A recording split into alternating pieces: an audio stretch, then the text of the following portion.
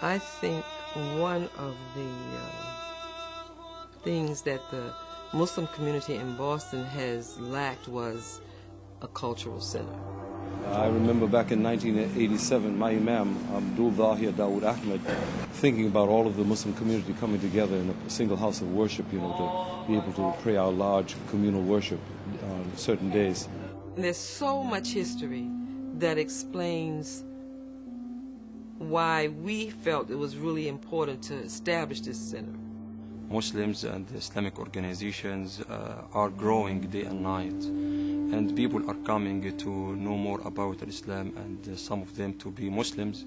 There was growth of Muslim noticed by everyone, but there was trouble with the integration of Muslim in the society at large. I think because Al-Islam for America is a new culture, there needs to be a place that allows people to learn what that is and why it's safe. The building has basically two axes. The one that connects the building to the street at Malcolm X Boulevard and sort of directs people in through the gate of peace into the main worship area. And then you turn and the axis faces Mecca at that point. You see the left wing and the right wing, the whole building is like someone making dua. And symbolic that this mosque is at 1 Malcolm X Boulevard. Because if you look at Roxbury's history, one of its most famous sons is Malcolm X. That this is building right there in Roxbury means that those two communities, the black and the immigrant Muslim communities, are going to meet seriously. I think that's a tremendous value. When Muslims comes together, they could build something unique.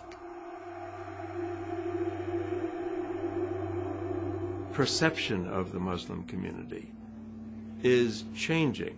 It suffered a great blow with the 9/11 terrorism episode. The building of the mosque was interrupted. He raised an objection and brought a suit in court to say that the property on which the mosque was being built had been sold to the Islamic Society for less than fair market value, but it was supplemented by charges that these were terrible people.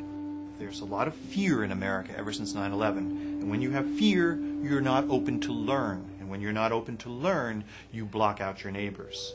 And I think it's very difficult for a Muslim in this country. I couldn't fail to see the obvious fact that the accusations were